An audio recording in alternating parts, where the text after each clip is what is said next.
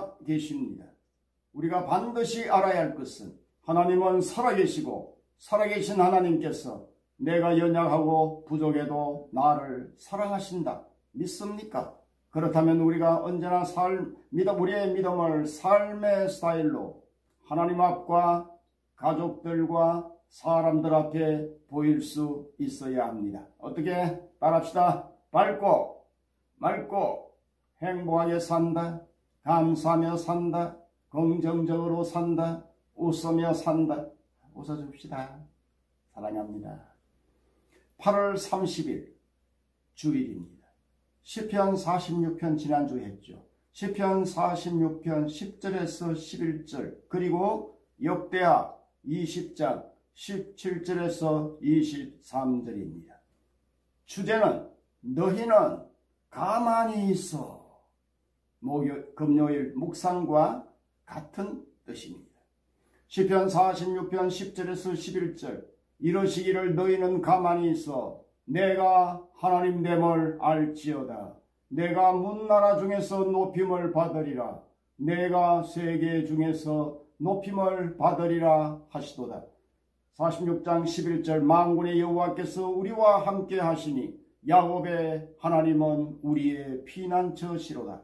역대하 20장 17절에서 23절 이 전쟁에는 너희가 싸울 것이 없나니 대열을 이루고 서서 너희와 함께한 여호와가 구원하는 것을 보라.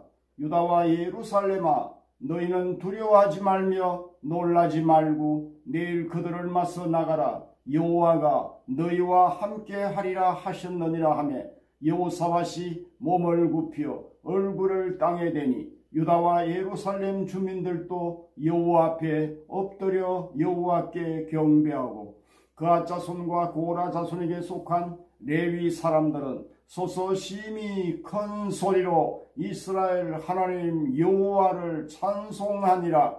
이에 백성들이 아침에 일찍이 일어나서 더구와 들로 나가니라. 나갈 때에 여호사밧이 서서 이르되 유다와 예루살렘 주민들아 내 말을 들을지어다. 너희는 너희 하나님 여호와를 신뢰하라. 그리하면 경고히 서리라. 그의 선지자들을 신뢰하라. 그리하면 형통하리라 하고 백성과 더불어 의논하고 노래하는 자들을 택하여 거룩한 예복을 입히고 군대 앞에서 행진하며 여호와를 찬송하여 이르기를 여호와께 감사하세 그의 인자심이 영원하도다 하게 하였더니 그 노래와 찬송이 시작될 때에 여호와께서 복병을 두어 유다를 치료한 암몬 자손과 모압과 세일산 주민들을 치게 하심으로 그들이 패하였으니 23절 곧 암몬과 모압 자손이 일어나 세일산 주민들을 쳐서 진멸하고 세일 주민들을 멸한 후에는 그들이 서로 쳐 죽였더라.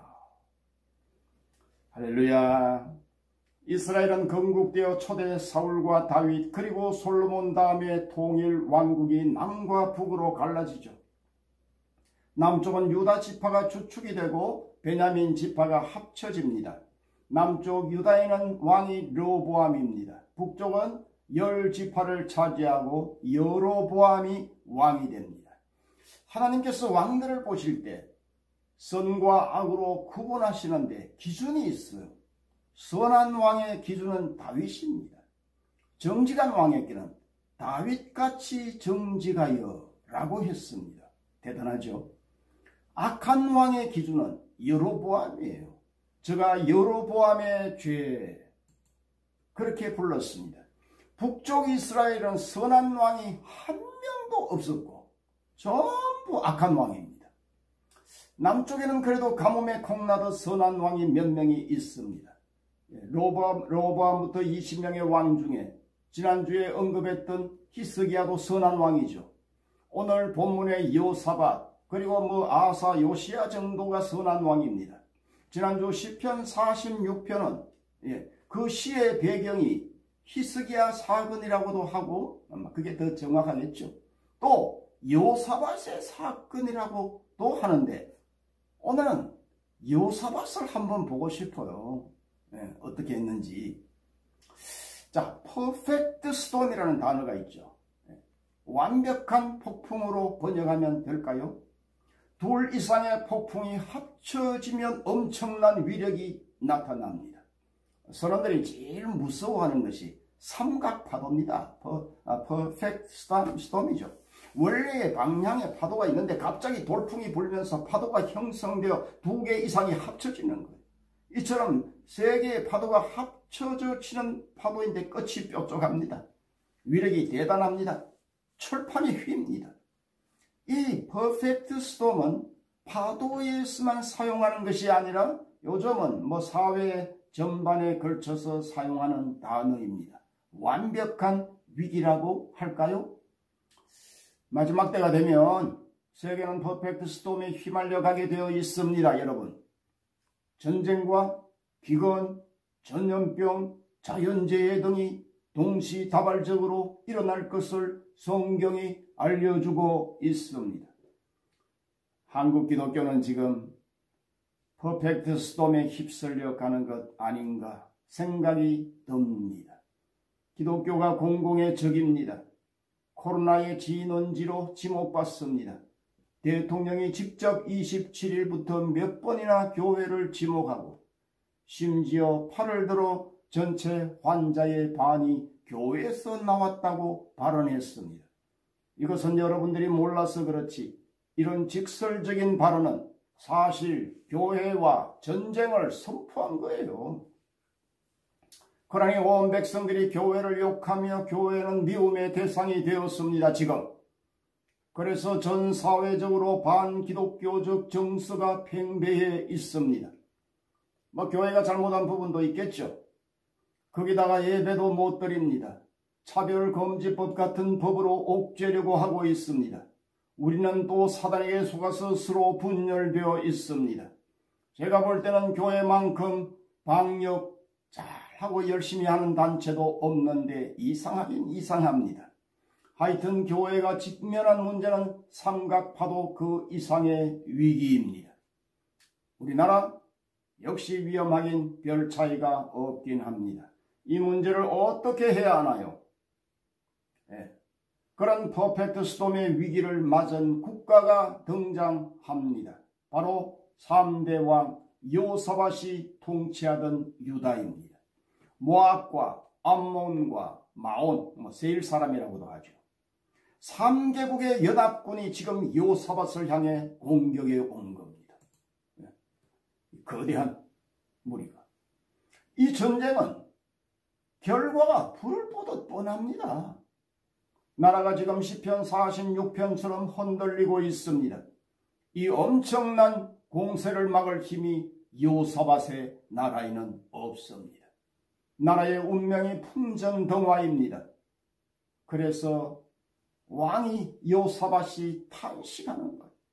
오늘 읽어드리지 못했지만 역대하 20장 바로 앞에 12절에 보면 우리를 치르는 이 큰 무리를 우리가 대적할 능력이 없고 어떻게 할 줄도 알지 못하옵고.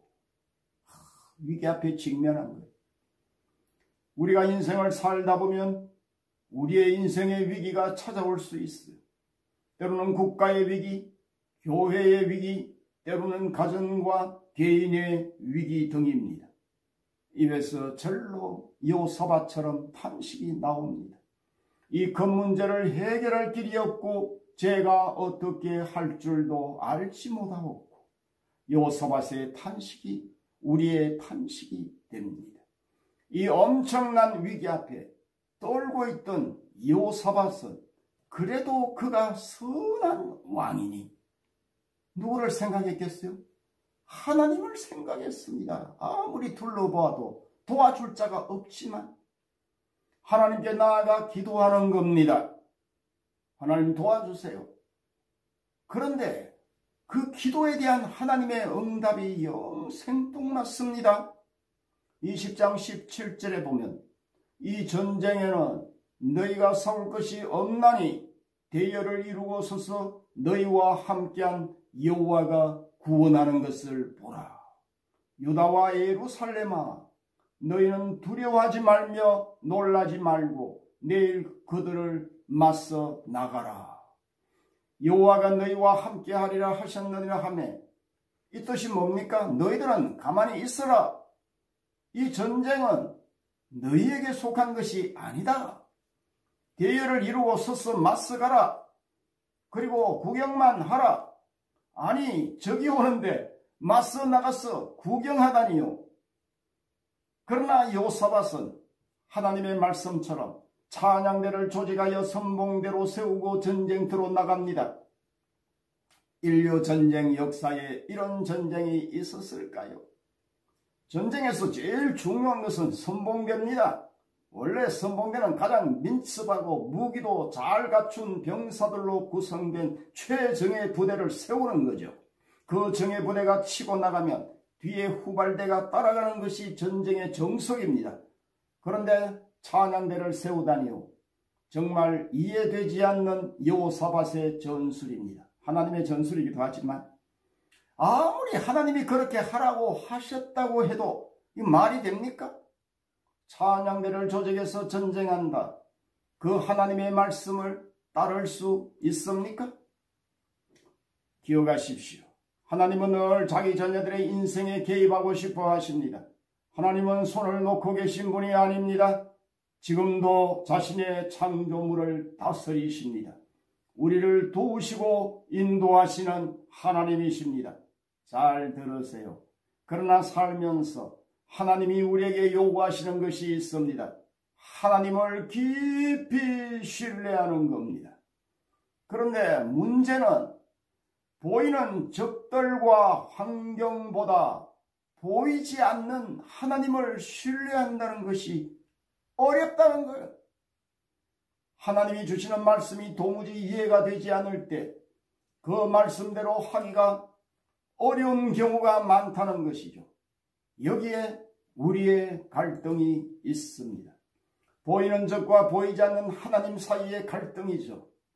사실 우리는 보이는 문제와 적이 더 믿어지는 거죠. 하나님보다. 정탐꾼들 보세요. 여리고와 아낙 자손들을 보면서 나는 메뚜기처럼 보잘것이 없어. 그렇게 보이는 거죠. 여기에서 믿음이 갈라지는 겁니다. 꼭 믿어야 할 것이 있습니다. 하나님은 살아계십니다. 필요하다면 어떤 상황도 바꿔주실 수 있는 분이십니다. 할렐루야. 그런데 어떻게 여호사밧은 이렇게 할 수 있었을까요?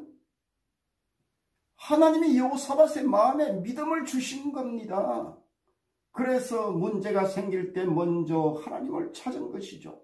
걱정만 한 것이 아니고 어디 원군이 없나 한 것이 아니라 이 전쟁에서 가장 중요한 원군은 하나님이시구나 깨달은 겁니다.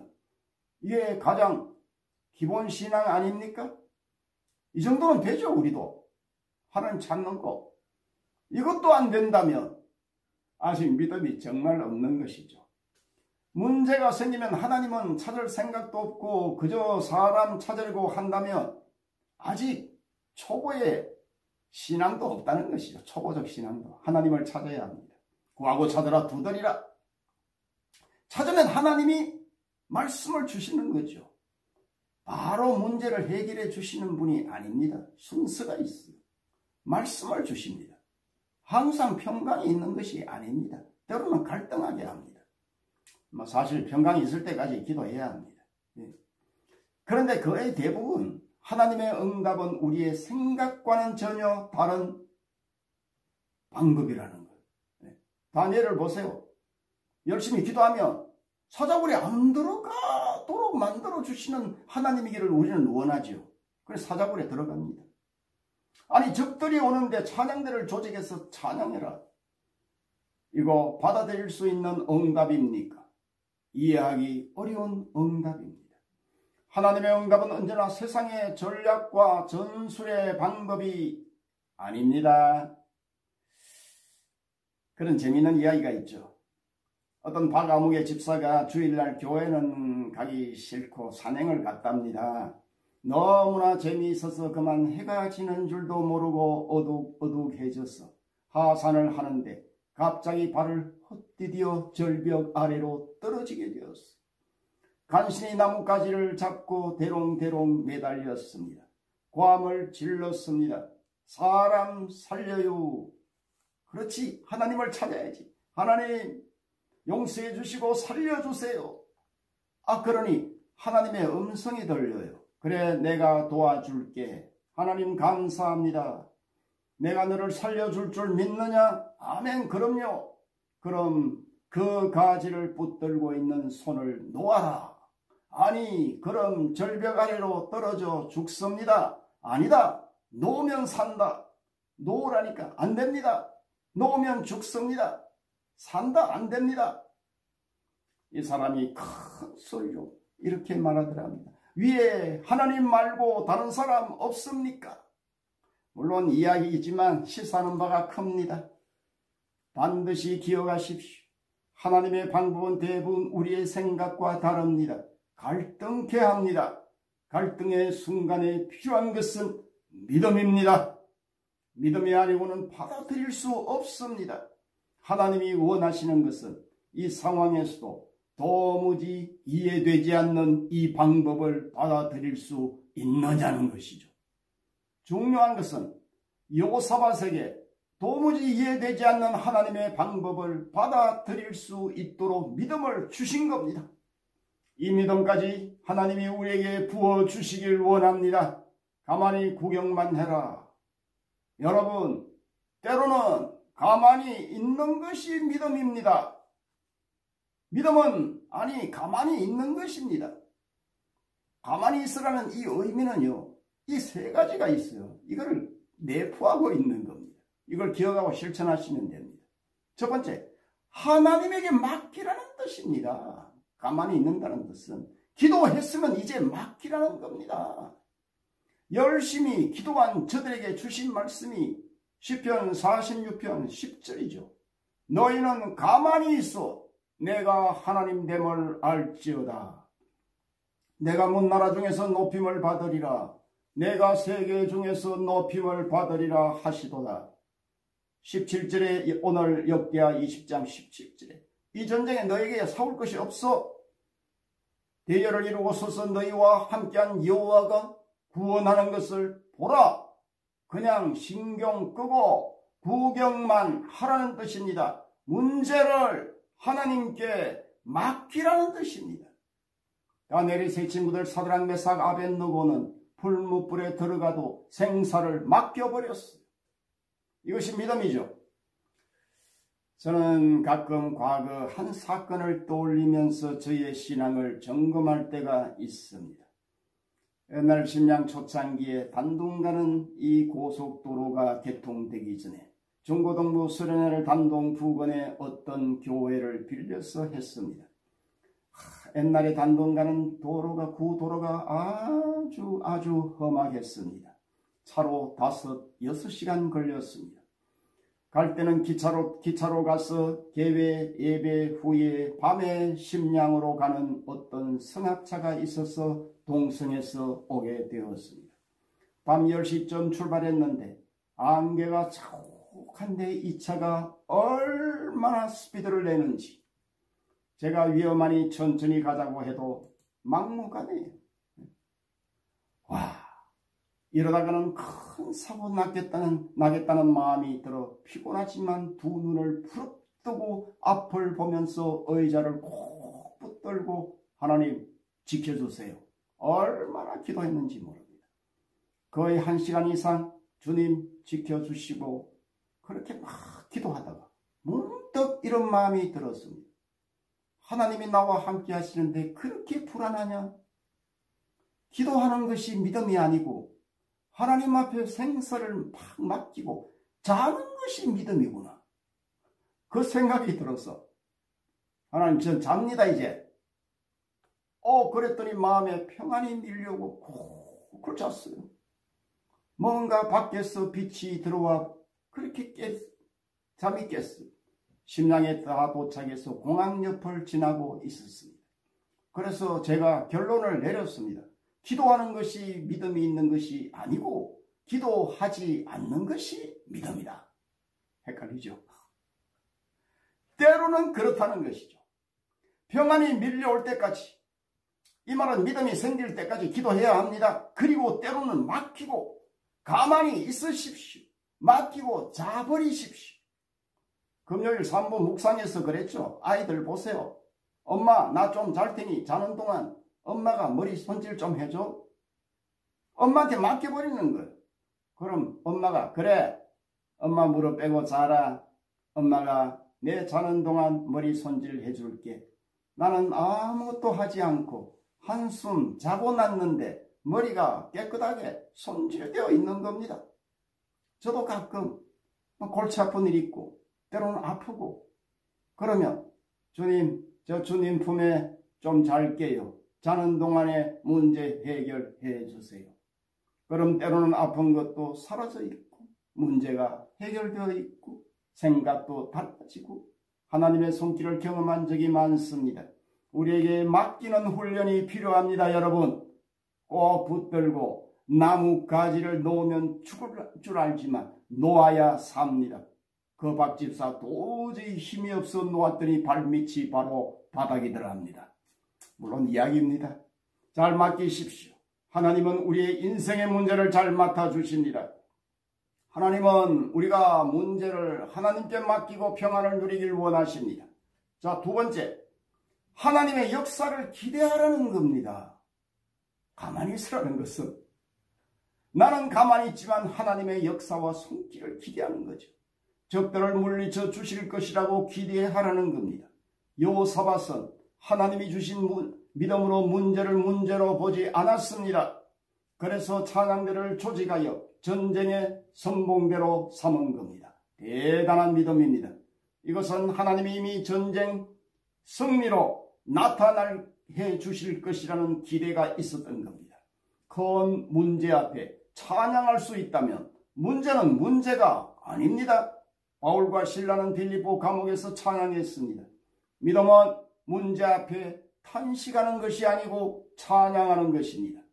마음에 평강이 있는 자만이 찬양할 수 있습니다. 지난 그저께 27일 목요일이었습니다.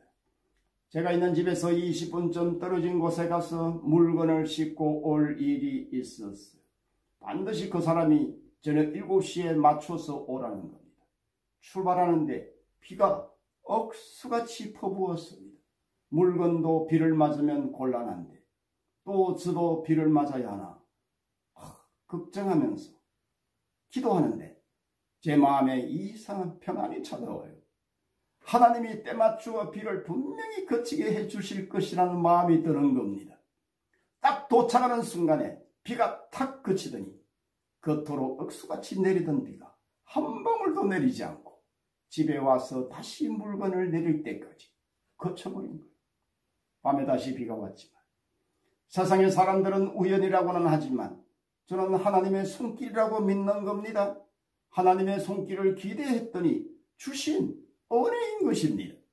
자, 세 번째, 하나님의 역사의 때를 기대하고 기다리는 겁니다. 그리스도인은 하나님의 역사의 때를 늘 기다릴 줄 알아야 합니다. 나는 설치지 말고 기다려야 합니다. 우리는 늘 뭔가 조급합니다. 하나님은 조금 느리신 분입니다. 때로는 믿고 가만히 기다려야 합니다. 아브라함은 25년을 기다렸잖아요. 우리 많이 기다렸죠. 예배. 더 기다리라면 기다리는 겁니다. 다윗도 10년 이상을 기다렸고 믿음의 사람들의 특징은 잘 기다린다는 겁니다. 지금은 코로나로 기다리는 훈련도 하나님이 시키고 계신 거예요. 여호사밧은 찬양하고 기다렸더니 22절 23절 보세요. 적들이 자기들끼리 막 치고받고 죽이고 전쟁은 끝나버렸어요.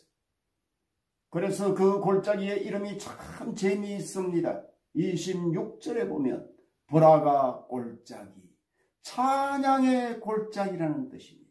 찬양으로 이긴 전쟁입니다. 믿고 맡겨서 이긴 전쟁입니다. 근심, 걱정 대신 찬양했더니 죽음의 골짜기가 되어야 할 그 골짜기가 브라가 찬양의 골짜기가 되었습니다.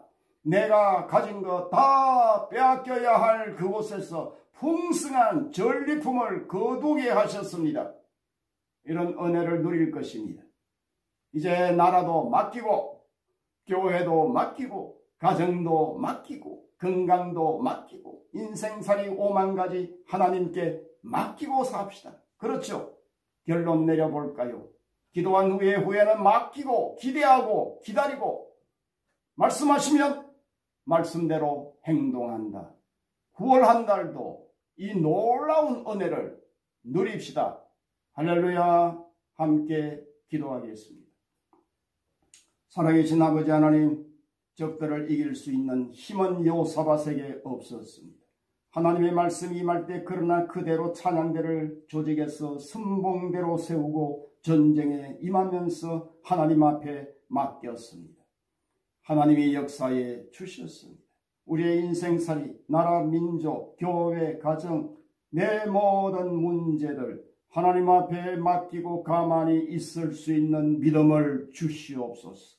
맡기고 기대하고 기다릴 줄 아는 자들이 되도록 은혜를 부어 주옵소서. 이런 은혜가 9월에도 넘치기를 주께서 역사해 주실 줄 믿고 우리 많이 기다렸습니다. 하나님이 이제 역사하시옵소서. 감사드리며 예수님 이름으로 기도하옵나이다. 다시 기도합니다. 지금은 이 땅에 인간의 몸을 입고 오시고 우리를 위해 십자가를 지셔서 우리를 구원해 주신 예수 그리스도의 은혜와 우리를 사랑하사 독생자까지 아낌없이 내어주신 하나님의 무한하신 사랑과 성령의 위로 교통 역사 충만 감동 내주하시니 하나님 앞에 모든 것 맡기고 때로는 가만히 있으며 기대하고 기다리기를 원하는 이 자리에 있는 모든 주의 백성들에게 시청자들에게 지금부터 영원토록 함께 있을지어다. 아멘.